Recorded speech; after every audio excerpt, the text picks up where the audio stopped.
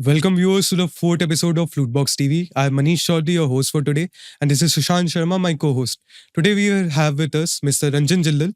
He's the CFO of Vikram Solar Limited. He's an alumni of Xavier's and a chartered accountant. We are glad to have him on the episode to discuss some things about India's renewable future and things about the non-renewable past. Uh, let's just begin with the show. Welcome, sir. Thank you, Manish. Thank you, Sushant. So, sir, starting, can I have something about your personal life? Yeah, okay. So, as Manish highlighted, I'm a chartered accountant. I did my graduation from St. Xavier's, Calcutta. It was 98-2001. I've done my schooling from my hometown. It's in a small place in Odisha called Jajpur Road. I'm born and brought up there. So, my parents had long back settled in Odisha. We are originally from Haryana. And I did my schooling from St. Mary's. It's an ICSE school, 96. And then the 2 years, there is for the 11 and 12, there's a college in Cuttack called Ravenshaw College, the college where Netaji Subhas also studied. It's a big campus. It's a great college in the state of Odisha. And I secured 6th rank in the whole state. And coincidentally, I then got admitted into St. Xavier's, Calcutta. It was 98-2001. And then parallelly, the CA and the CS was continuing. I did my CA in 2002. CS final was left, so एक बार CEO होने के बाद then that goes for a toss. Then I thought it's hardly an age of 22. No point entering into the corporate life so early. The whole life is there to take care of your livelihood. So I then decided to opt for prelims, the civil services. I went to Delhi. I joined Vajirao and Ravi for the coaching. I did not even qualify for prelims. Gave it twice.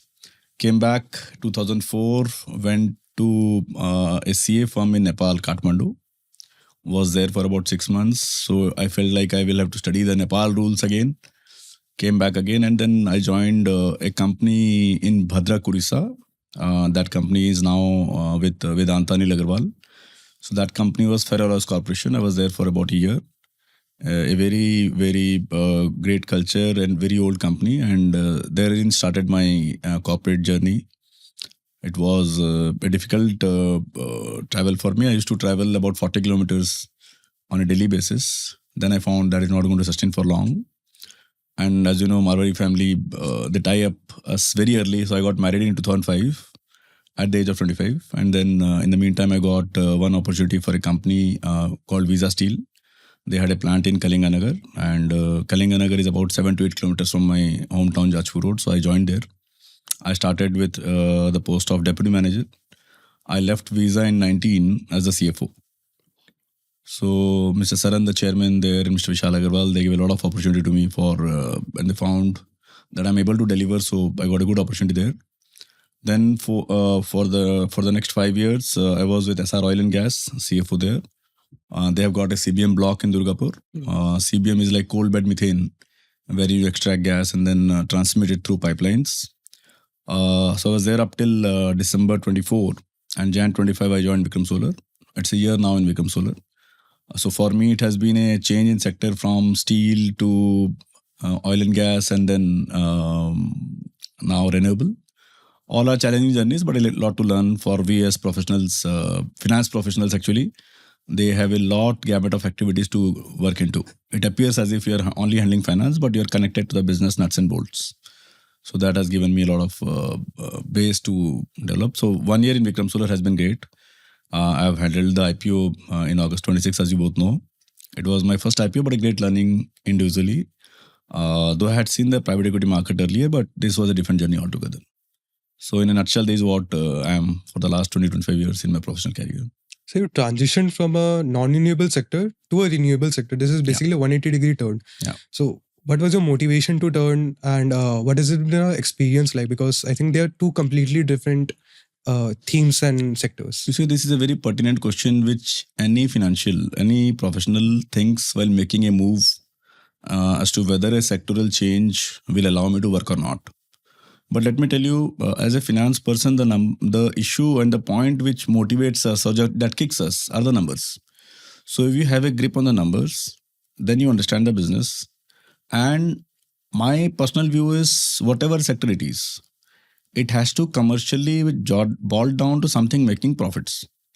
So be it steel, be it renewable, it's hardly 3 to 6 months time, and you can take control of whatever you're required to learn. Obviously, we are not expected to get into the nuts and bolts with regard to the technically operating a plant, but our knowledge should be such, or at least that level of technical knowledge, which converts our understanding into proper commercials. So that is a minimum learning, and it is not a big deal, I think. And logic is something which applies everywhere. You have to have the habit of listening and learning. Initial 3 months, 6 months, maybe a year, you will have to learn about the company's history. That gives a lot of pathway for you to deliver properly if you're aware of the history of the company and the sector. So if I compare all these three sectors in my journey, oil and gas and renewable are a bit of regulated sector. When I say that, there's a lot of government intervention herein. Steel is hardly any regulation prevailing there. Right. So when you enter into a regulated sector, you have to be mindful of the notifications the ministry specifically does for this particular sector. So one single reading can give you as to what the ministry is trying to do. So I don't think it's that big a deal the way we think of. So yeah. But it is tough operationally, right? It is initially for the 3 to 6 months, but unless and until there are challenges, so what do you enjoy? So right now, like you know how the solar works and everything works properly. So it was a bit of a journey, right? I assume. So even today, as I told you, any sector will have a history. So if this history has been created in last 15, 20, 30 years, I am no one to learn this in 1 year. Right. What I was trying to say that the bare minimum knowledge which you as a financial professional need to know, that much of technical and that much of sectoral knowledge is something which is okay for you to manage the show you want to manage. And every day is a learning day, right? So it's a technology driven business. So for me also, it evolves the day as the day passes. What are the frameworks that you use while making decision as a CFO? Because you have been CFO in 3 companies, I assume. Yeah. So you might have insights that most regular people won't. So what are the advice or what insights you can give about while managing the business, particularly in the finance domain? You see, all three sectors do have their respective indices. You can't apply a general yardstick for deciding financials for all the three sectors. Let us take a few examples. Steel as a sector is predominantly raw material and power driven. And you have to work on a very thin line of margin. So the focus therein is to control the cost. The EBITDA for a fully integrated steel plant, if you're making an EBITDA of 18 to 20%, it's a decent number.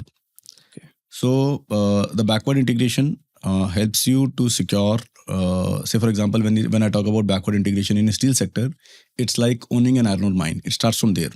So if you're able to have your own mine of resources, then your cost stack is different. But if you're required to purchase iron ore and the raw materials from outside, your cost stack will be entirely different.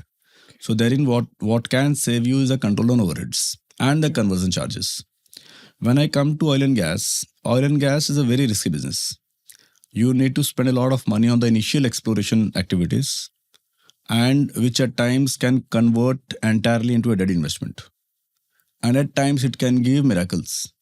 There are examples with big companies wherein they have explored some 8-10 fields. 8 have not delivered and only 2 have delivered. So when you are into business, you will expect the delivery of that 2 to take care of the costs you have incurred for all 8, right? And then make money. So I'll give you one example. In the previous organization, SR Oil today, we sell CBM gas today at say $10 to $2 per MMBTU. The unit of measurement there is MMBTU. Okay. And the cost of exploration is only $2. So in that case, it appears as if you are making 75-80% EBITDA, which is not the expected number from any normal business. But as I told that since it's a very high risk business, we have deployed a lot of capital in the initial years towards exploration. So today, by selling at 12 and cost of 2, you're only reaping the investments already made, right? Okay. Now let us come to solar. So today the government is pushing more of backward integration to be done within the country. If you're manufacturing only solar modules, again 18 to 20% EBITDA is a good number. And herein, with a lot of capacities coming in within the country, you need to control the cost very properly. So every sector will have a different indices to take a financial decision. You cannot, it's a EBITDA driven. So ultimately, the bottom line should add some money. So that is what the overall focus remains. So these days, like people are saying AI is coming into there, chat GPT is helping. Does it really help you to make financial decisions? It does. It does at times. Today, if I look at what I do and how do I use AI, it's only to the extent of evaluation of the outcome of a detailed Excel sheet or evaluation or a summary of a detailed report. But ultimately, the intervention, manual intervention and the manual acumen has to come in. I personally don't believe that everything with machine learning or AI they can help you give data, but the manual intervention and the application of human mind to compare A and B, wherein at a point of time you will see that the number delivery for scenario B is better, but you may still go with option A for some qualitative reasons which AI stroke ML cannot deliver you. And your personal intervention, your manual intervention, your interaction with your colleagues, your subordinates helps you take a decision that maybe in this case, scenario A is better than scenario B on a long run basis. So it's a combo. So AI and ML helps you reduce your hard work and the desktop work, but financial decision will come in with your manual intervention. So you have worked in capital intensive industries throughout your career.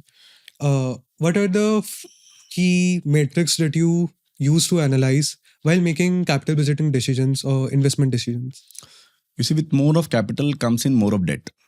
And the Indian banking system works in such a way that you can secure about 70 to 75% of your project finance to cater to the requirement of 100 at 8 to 9% of finance cost. So at times it's very motivating and easy to secure 75 from the banks, only deploy 25 and think of a project of 100.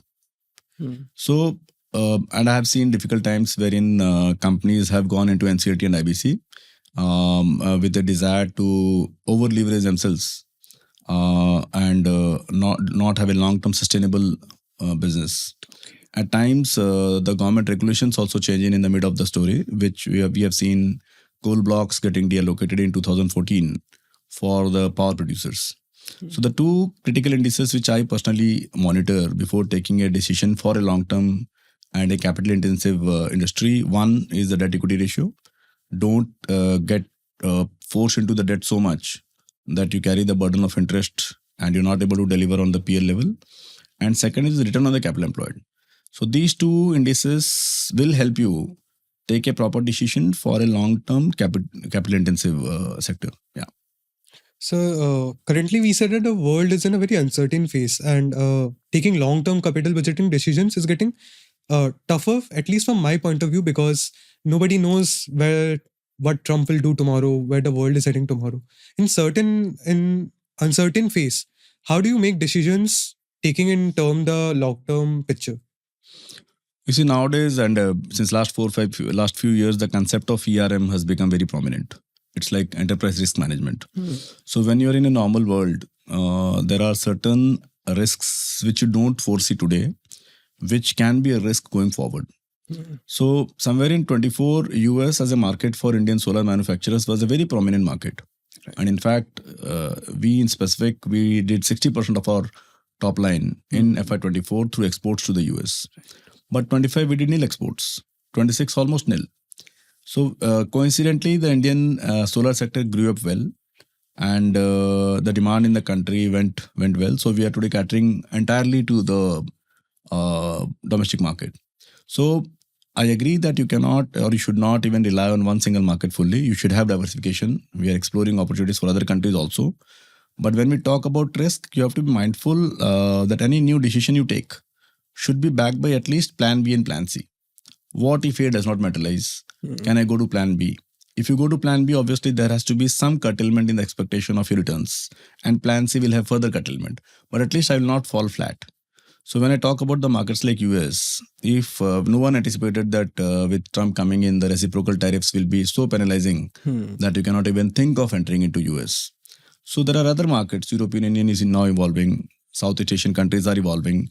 Indian market is also very prominent today. As I told, all our offtakes are within India today. So that plan B and plan C are always on the cards. So the Indian government is helping Vikram Solar as a company because US is not accepting orders. So you're not able to export. So you think Indian government is helping? One difference between the support which a government like India does vis-a-vis a government like China does Indian government does not directly support you through through a rebate or incentive as such. They create an environment for you to sustain on your own. So what I'm trying to say that they brought in the concept of ALMM, which meant approved list of model manufacturers, which meant that sitting in India, if you want to install a solar plant, you have to buy solar Indian modules. So it was an indirect way of supporting the Indian solar manufacturers not to import from other countries, even though those are cheaper. So that type of support the Indian government has given to the Indian solar manufacturers. They are now moving into ALMM 2, which is approved list of model manufacturers 2, for backward integration into cell also. Cell is a raw metal for module. Right. So what you see on the rooftop are modules. Modules raw material is cell. Cells raw material is wafers. So this is ensuring more of backward integration. So going forward, the government is stipulating that you can only buy those modules which have cells made in India also. Okay. And going forward, they're making it further stricter to take it further back that those modules having Indian cells, having Indian wafers only. So that backward integration motivates you to be rest assured that as a country, yes, there is demand. And if there is demand for power and the government is supporting the solar sector in such a backward integration way, there is no reason not to invest. So that type of support is what the government of India has been giving to the solar sector. So in comparison to the indirect support, China is giving direct support. Do you think, is this a reason that India's private capex has been somewhat slow? I don't think so, because at times there were talks that Indian solar sector has now encountered overcapacities. Private sector interest has been humongous. A lot of investment has come in. As a country, when we say that we have 150 gigawatts of solar panel manufacturers today and about 30 gigawatts of cell manufacturers today, it's a huge money which has gone into the system. Going back to China, maybe they have realized that these type of supports and bringing the cost down is not a long-term sustainable way of developing the industrial sector in China. Recently, you might have heard the news of the government of China declaring withdrawal of the export rebate of 9% with effect from April. Right. So they are also bringing back and trying to bring in the level playing field for the people to deliver on their own, which actually is a real way of bringing in competition rather than supporting with financial assistance, low cost power. वो धीरे-धीरे सब withdraw हो जाने वाला है. So for example, like today you are saying China is helping their own brand manufacturers in a direct way. So don't you think India should also adopt that way? India does have the concept of PLIs, production link incentive, and which are milestones for timely delivery of the projects. So that is something also on the card, which motivates the private players to come into unexplored sectors. So now with solar, battery, which is BESS, battery energy storage system is also gaining prominence, because solar takes care of the power requirement only during the daytime. What about the off-peak hours when there is no sunlight? So BESS as a play is coming. India as a country has only not even 1 gigawatt of battery storage system today. So the government has declared a few PLI schemes, and they're coming with further more incentives, both tariff-based and non-tariff-based, for BESS sector also. So is Vikram Solar doing anything on the BESS? Yeah. So there is there are plans, and it's a what I should call that as a mandatory requirement. You can't just remain focusing on solar module manufacturing. It allows diversification, and it's a sector which we know very well. The market is well built in place. Government is supporting, so there is no reason for us not to venture into BESS as well. In fact, there has been some declaration in the market, in the public domain as well. We intend to set up a 7.5 gigawatt BESS assembly and cell manufacturing plant. So there have been transmission hurdles in the power sector. Yeah. What are your views on that? There are hurdles. I should not say that the transmission issues are not there in the country. Typically, a solar plant construction takes about 18 to 24 months, and setting up a infra takes 24 to 36 months. So that time lag creates a difference in the speed of installing a solar plant vis-a-vis a corridor. But government has been working very strong on this. In fact, the recent declaration of the green energy corridor and the timing management for the renewable stroke non-renewable power offtake will help to recoup this gap of power generation vis-a-vis power transmission. So what do you think is the optimal number of players that should be in the Indian solar market for healthy competition? That's a very difficult question, but if we see the country today, as I told, 150 gigawatts of solar panel manufacturers is backed by some more than 100 plus companies, 100 plus units, which actually is not a good sign. So if you talk about any optimum number in any sector, you should not develop a scenario of monopoly also, and you should not develop a scenario of over scattering. So so when you talk about more of scattering, it avoids you get the benefit of economies of scale. And monopolistic environment is never addressable, never acceptable for any country.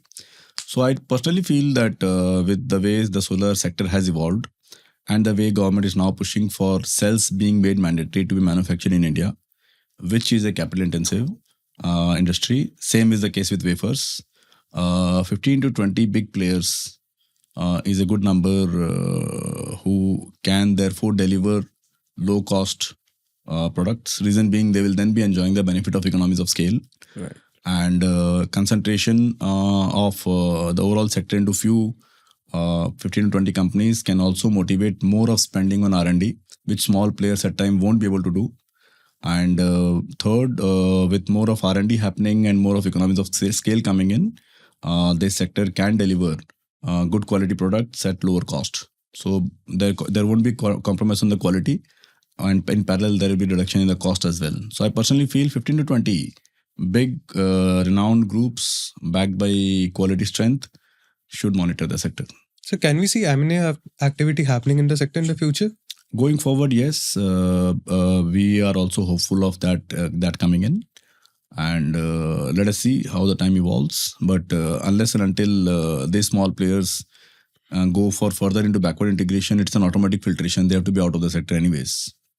And I personally don't feel that all this 100 will be converting and making huge investments to move from module to solar. Module manufacturing is hardly any amount. It's about 150 crores per gigawatt. Okay. Cell and wafer is 6 times of that. So that is on the cards anyways, I think. So can you explain the meaning of cell and wafers for public? Yeah, you see, so when we talk about a panel installed on the rooftop, the panel is nothing but an assembly of cells. So there are a few set of cells which are placed on a board, and then you cover it up with frames. Cells are the black short pieces, Okay. which are imported from China today. So today, as Vikram Solar, we import cells from China. So the government is now insisting for having the cells manufactured in India. So for that, we are setting up a cell manufacturing plant in Tamil Nadu, and cells are made from wafers. So people get ingots and they slice the ingots to make wafers, Okay. which with some processing are manufactured into cells, which with assembly is converted into modules, Which we see.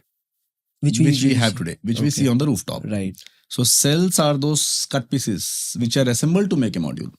So we are now venturing into cell manufacturing, and government is insisting that you can only use those modules in Indian system, which has not only modules made in India, but also cells made in India.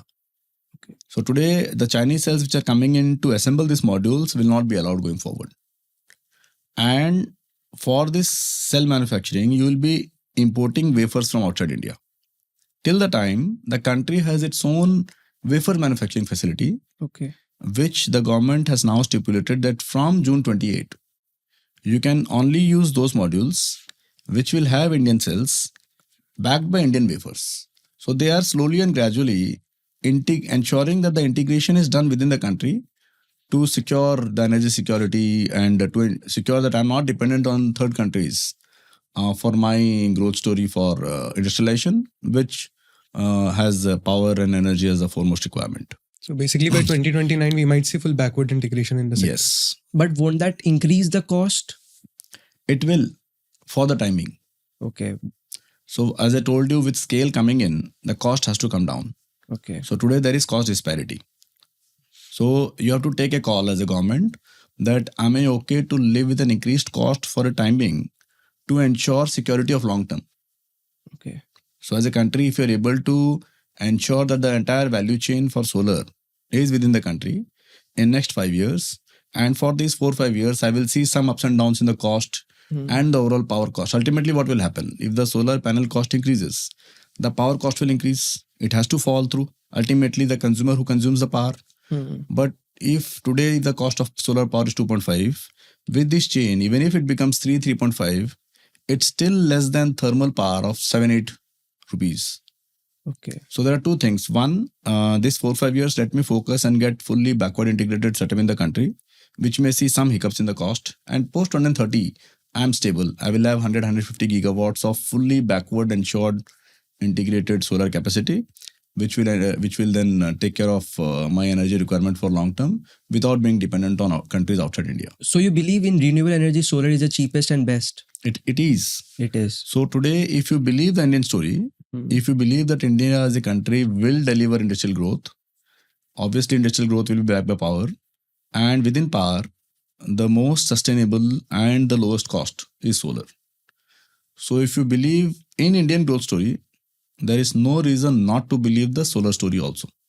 Okay. So that is a simple connection I want to put on table. Okay, so like coming back a bit to you, so like Vikram Solar is a promoter-based company, right? Yeah. So what do you prefer, working in a promoter-based company or a corporate structure? You see, this is a myth. When you are on a chair working on your laptop or working on a particular activity, how does it bother to you that whether the owner or the sponsors are promoter driven or a particular what is a corporate culture? Corporate. So when the entire show is managed by a set of family members, we call it promoter driven. Right.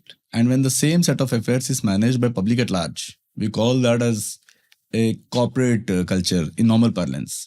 But who has told us that promoter driven companies can't have corporate culture? So you were the CFO of the company during the IPO, which is a very hectic position to hold during an IPO process. And we heard from you that you travel a lot. Sir, do you think that the grind of Xavier's and the CA life basically prepared you for this grind? Yeah, absolutely. Undoubtedly. In fact, I at times believe that the foundation of a professional is built not when he does the initial years of his career, but the basic knowledge which he has gained during his school and college days. And it's not only English speaking, but the quality of people you meet at that point of time, the exposure you have been given while you're studying. I come from a very small town in Odisha, Jajpur Road.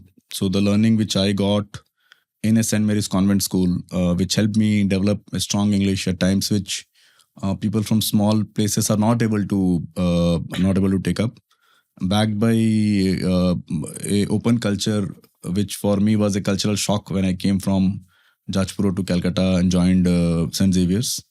But over the next 6 months, I then realized that it's a total story altogether.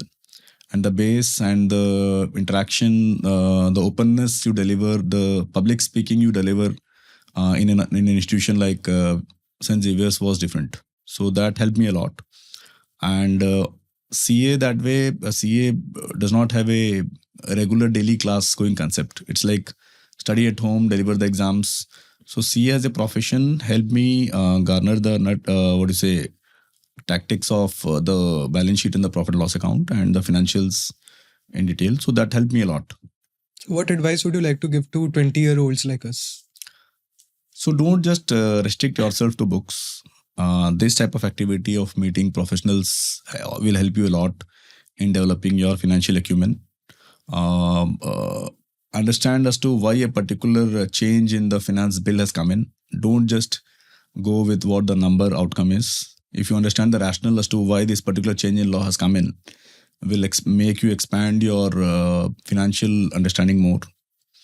Don't blindly rely on what is appearing on the news media. There are many things behind and beneath that. And in fact, nowadays, Google and AI tools help you to discover any information you feel like. So I think go through the balance sheets of big companies, read as to what their annual reports are. And there are many information which you will get not only going through the balance sheet and PL, but the overall annual report and understanding the business. So what changes have you noticed in the finance sector or the India corporate sector in general in the last 5 years? And what changes do you foresee in the next 5 years?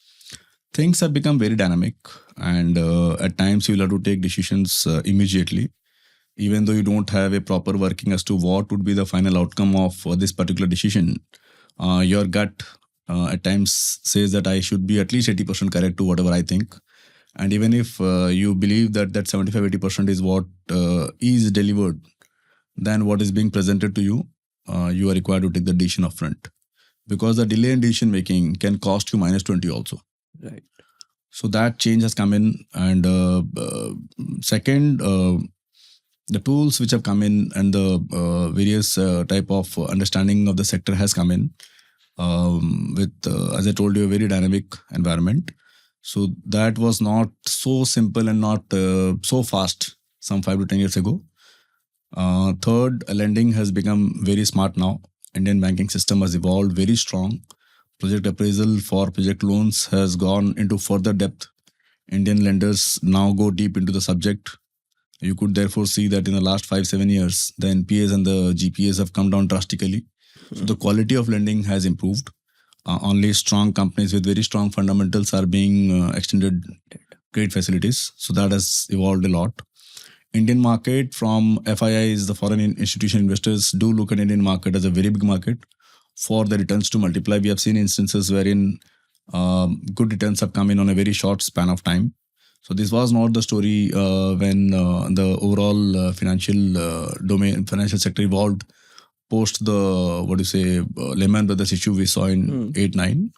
So last 10-15 years, things have changed drastically. And I believe for a finance person, there are ample opportunities to deliver in any domain. We as chartered accountants should not restrict ourselves just to the position of CFO. You can today see many companies CEOs having chartered accountants wherein CFOs have got converted to CEOs. So I believe a chartered accountant who has seen the finance field of a company very particularly has a better coverage of all the activities of the company, and opportunities, as I told you, are ample. So any particular domain you pick up, any financial decision you apply, if that delivers to the overall profitability, you can pick that activity as well. So please give us few tips. Like, you are a CFO. There are many people who have done chartered accountant, but they're not able to reach the level you are right now. So what you have done differently that people who are chartered accountants have not done? I believe a lot on luck. But keeping that aside and keeping that on a lighter note, what at times helps you growth in life is don't restrict yourself only to numbers. If I believe that I'm a finance professional, I'm not, so any person does not become CFO on day one, right? Right. So when you start a career, for say, as I told you the example of Visa Steel in 2006, I was asked to look after raw material accounting. Steel may 80% is raw material. So it was very easy for me to restrict my understanding only to the extent of raw material. I went into an understanding as to what the overall production process is, I participated in the SAP implementation of the company, FICO module, I ventured myself. So some extra interest has to be seen in you. You have to at times work beyond what your normal course of activity is. When you are able to prove to your senior management that I'm able to handle more than what is already there on my plate, only then growth will come in. If you show that I'm already bogged up with lot many activities and I'm not even able to handle this, tell me one reason why your boss will give you an extra activity. You will have to also maintain, मेरे पास बहुत time है, बताइए ना क्या करना है. And that is not selfishness. That is trying to expand your understanding of the overall business. And I try to do that always. My father used to advise me that if a person has hired you, pay all justice to his trust. And it's not only the money or the day and month and SMS which comes in, but you should always be available. Try to share the problem of your boss always. Okay. So if today you are in a very junior position, you should be aware as to what is bothering my boss, what is the problem of the organization. Even though you will be hardly contributing to that problem, at least participate and understand what the problem is. Maybe one small idea from you can click, and the superior sitting above you will then watch. Yes, Manish apne kaam se extra dhyan de raha hai. Sushant is interested in taking more responsibilities. Only then growth will come in. So that mindset needs to be different. Ultimately. again, coming back to what you had said long back, so you said that for CFOs it is bit easy to change from sector to sector, from like non-renewable to renewable. So is it tougher for CEOs? Even at the level of a CEO, you're not required to know the product process which the operations head will take. You are not expected to know a particular provision in the PF Act or an ESI Act or a Gratuity Act which the CHRO will take care of. As a CEO, you are not required to know as to the debt equity ratio ka nuts and bolts calculation. That the CFO will take care. When in my previous conversation, what we were addressing an issue that how a person grows. So when you are able to manage a issue, when you're able to solve a problem, when you're able to think beyond what a normal routine daily worker would do, only then comes in the play of the CEO. So when you say chief executive officer, he is the officer who is responsible chiefly for the entire execution of the company. So if you're able to manage a particular show well, if you're able to deliver results, so when you grow, you are required to do less, but you're expected to get it done. Right. So this saying is something which people at times miss. And we say that I was tired for the whole of the day, I'm struggling so hard, I'm working so hard, why am I not growing? So there comes in the difference. At the day end, at the month end, at the year end, have you delivered results? Smartly executing is the key. Smartly executing is the key. So, coming back to the India picture, what do you think is the bottleneck which is holding up India's growth? What things can be improved? I don't know where is this perception coming from that India's growth is getting restricted. We are a diversified country, and the smart thing which I am at times surprised to see at the age of 45 is youngsters like Ritesh Agarwal and founders of Flipkart and Snapdeal. They have done so well, and India as a country has been a destination for many investors nowadays. I see a lot of potential coming in with a very strong government sitting at the center, which is more of investment friendly, more of pro-business type of setup, which they have been trying to establish both at the center and at various states. I feel as a country, we have very ample opportunities to grow. Young entrepreneurs, Indian minds have been doing miracles across the globe. If they retained well in India, they can deliver far more results than what as a country we are delivering today. So we see that India is pushing for both renewable and non-renewable sectors. Like thermal plants are being opened, oil exploration is going on in Andaman. At the same time, non-renewable pushes there. So why do you think India is balancing on both fronts?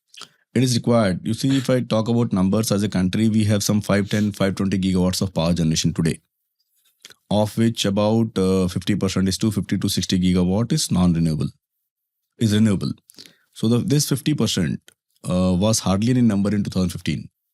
Solar out of this 250 is about 140. So today as a country, we have a 50-50 contribution from renewable and non-renewable.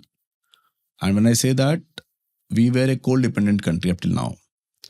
Solar, wind and hydro are all intermittent. They're not a continuous supply source of power.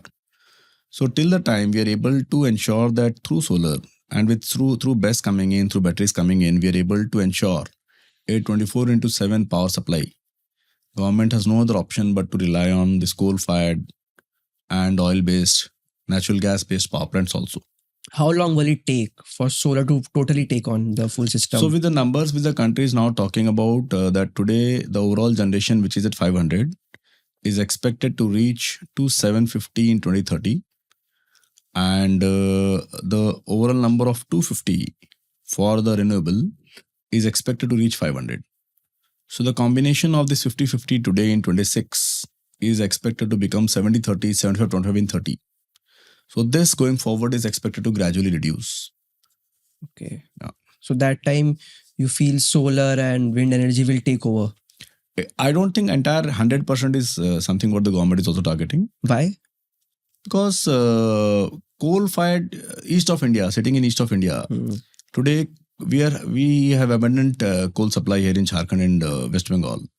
So if the coal is so easily available, and the last gates of coal F and G, which are not usable in the industries, can be used for power generation. So with more of curtailment on environment norms, if coal-based power plants can also sustain for some more time, it's no negative. Is that also a reason why in eastern part of India there is just one big company like Vikram Solar in the solar industry, and whereas the west has more bigger company in solar and renewable sectors? Calcutta has not only Vikram Solar but other 2-3 companies also. But you're right that east of India has seen a lesser growth in solar vis-a-vis the states sitting in west, be it Gujarat, Maharashtra. One for the irradiance. So the irradiance, the solar, the sunlight, there's a radiance factor. So the sunlight radiance for east of India is lesser than what for west is. Second, the industrial growth for east has been lesser than what it has been for west. Why is that so? We have seen that as a country, east of India has more of natural resources, be it iron ore or coal, including Orissa. But industrialization in India or growth, the financial growth in India has been more on the west side. Is it because of government? There are many reasons. That's a different topic. We can sit on some other day. Maybe the government control, maybe the mindset of the people working, and east of India that way has seen a lesser of growth. So that has resulted in less of solar expansion also. And third, as I told you, east of India, we are more abundant with coal being easily available at lower cost. Okay. So that has not motivated the solar and the renewables to come in with so much of prominence than what has happened in the west, wherein they don't have coal. And if you move to further northeastern side, therein the terrain itself is also not supporting setting up solar plants so easily. So that has been one reason. And going forward, East is evolving very fast now. Okay. People have understood that growth is a need of need. It's a need. It's not a expectation. And East is also developing with a lot of industrialization. And we expect therefore that solar in East will also move in parallel with the industrialization. I come from Assam. Assam is one of the fastest growing states in Yeah. India, along with Odisha, I think. Yeah. So, USA just left the International Solar Alliance. Do you think this is going to affect the industry in any way? This was, I think, somewhere in the first week of Jan. So they declared withdrawal from the INA. And overall, the contribution from US into the INA was hardly 1% on the funds at the fund level. As I told you, for the Indian solar sector, the dependency on US for the last 2 years has almost been nil. And US as a country added some 42-45 gigawatts of solar power. It's not that the country is not adding power. They are adding. But sitting in India, you have now got Indian market as a very, very big market to be explored for offtakes. Southeast Asian countries, the MENA market is also developing well.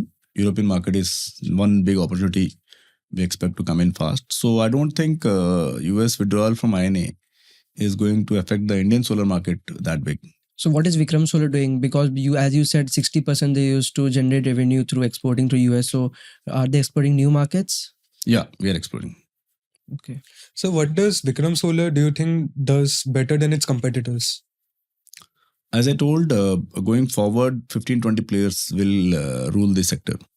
And we as Vikram Solar, we have been into this sector for about 20 years now. We celebrated our 20 years in 25, incorporated in 2005.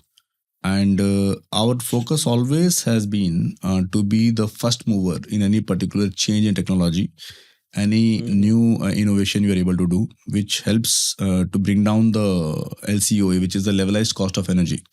So if the solar panel costs are brought down, the overall capex for a solar plant comes down, which therefore helps the overall power cost to come down. So our focus has always been to focus on the quality without obviously impacting on the cost side, and innovate whatever best you can as a team and deliver the best of the quality. Yeah. So where do you see Vikram Solar in the next 10 years? Because we can see even Vari Energies is going at a good pace. All big players are ruling the market, as you said. So where do you see Vikram Solar in the next 10 years, and where do you see a Vari Energy in the next 10 years? So all these companies do have their respective capex plans, and the way the government has been motivating more of backward integration, things are evolving. And as a country, we see some 300 gigawatts of solar as on 2030, which is at 150 today. So this journey of doubling in next 5 years will be enjoyed by all of us. And it is very difficult to compare as to what I would be and what my competitor would be. But yes, our focus has always been to increase our market share. which we intend to be at 10 to 15% in next 3 to 4 years. So, what is something about the solar sector that people outside the sector wouldn't know about? Some interesting facts or insights. At times, people believe that as a country, we are into more of overcapacity from solar module manufacturing point of view, which on numbers appears to be correct. Because when I say that we are a 140 gigawatt of solar module manufacturing country, that does not mean that we can produce 140.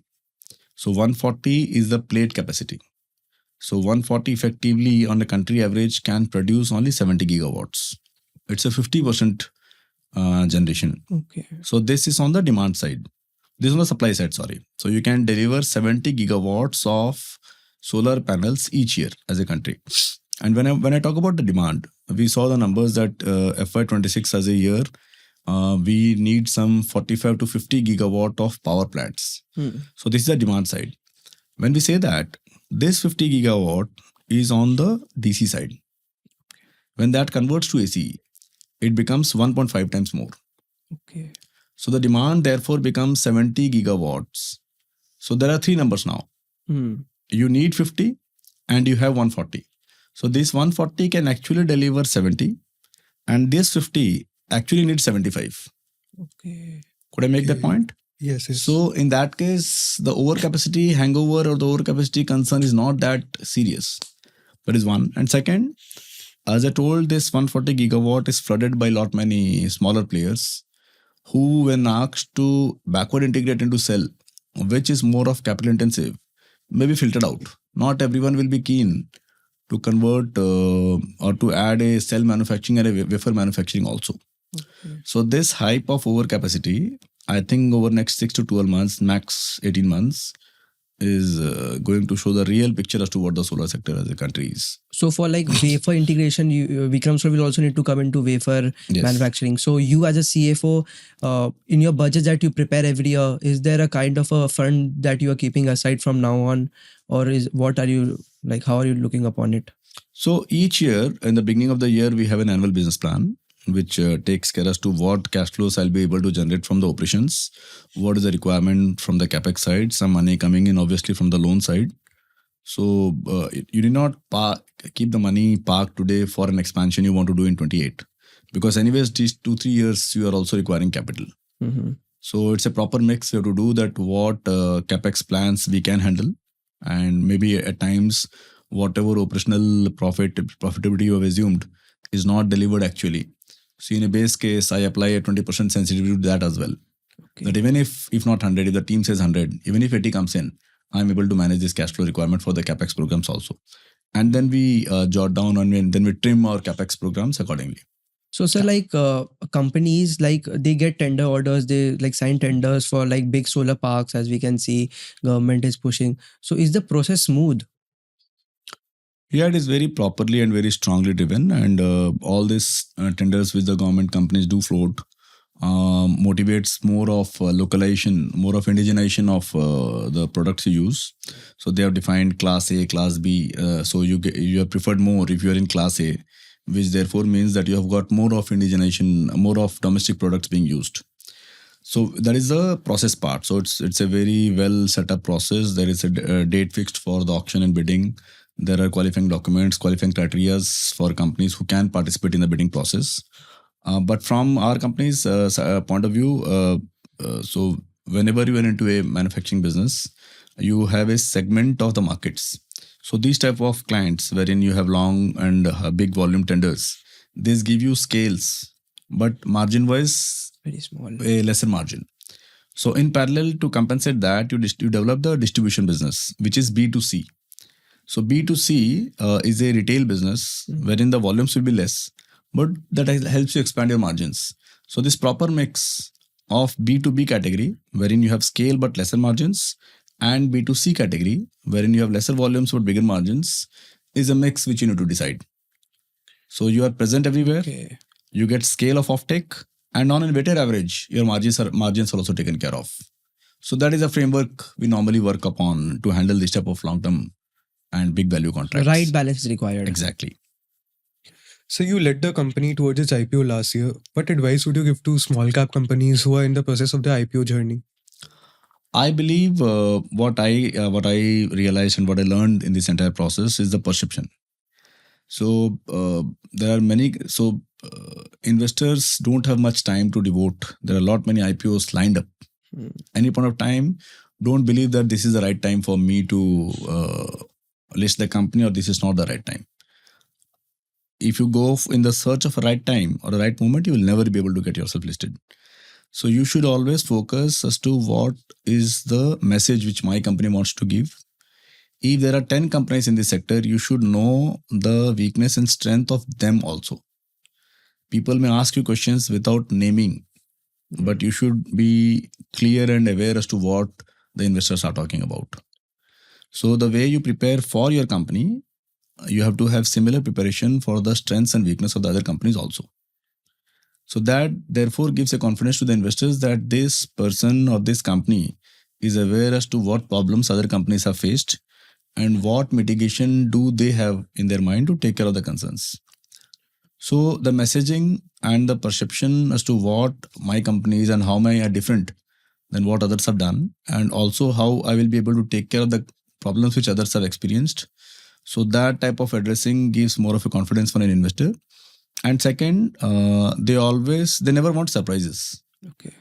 So it's always better to share whatever, you see, any business will have pluses and minuses. No business can have a free cakewalk. So it's always better to share the problems upfront, but with a mitigation plan as well.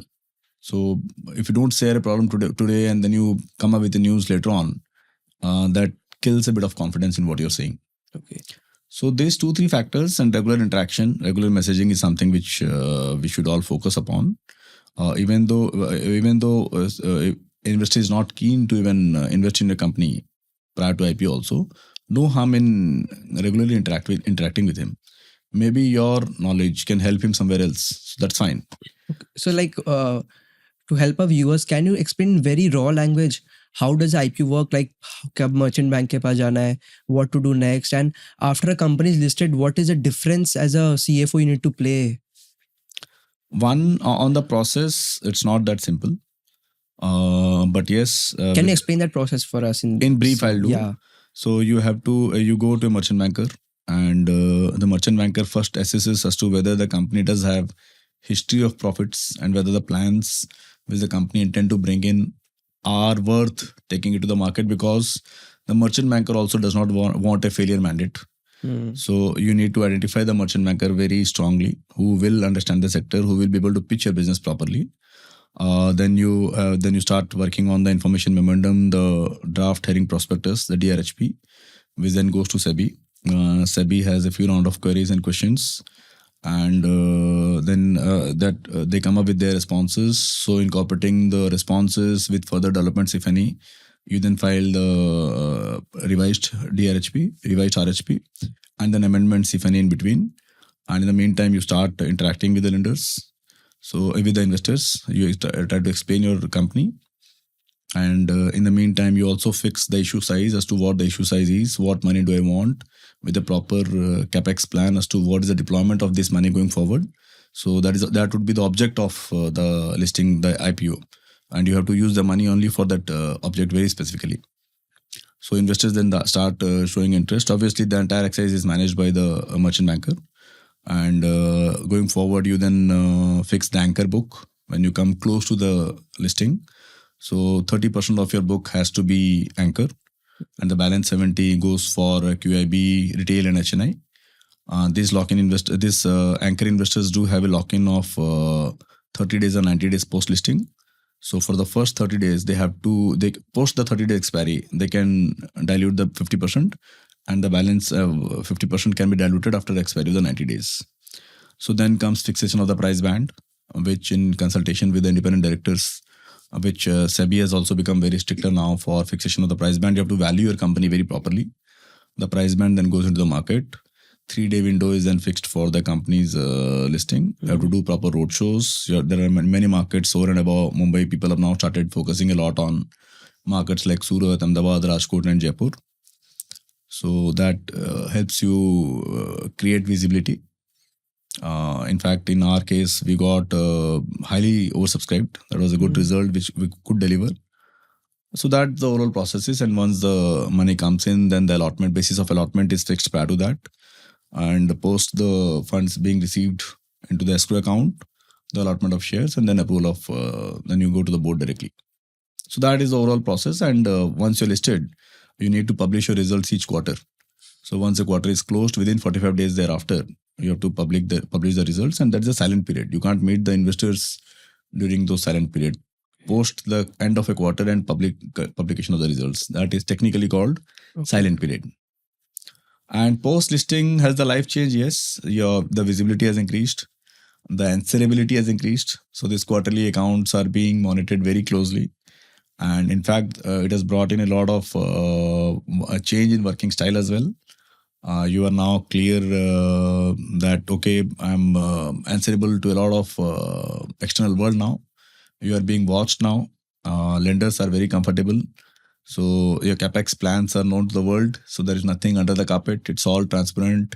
The transparency and clarity increases. So as a CFO, yes, it has been a great journey for me and a great learning as well. So for a final question, Yeah. one corporate finance advice that you would like to give to people? Avoid leveraging. Okay. So you can't grow without bank debt. That is true.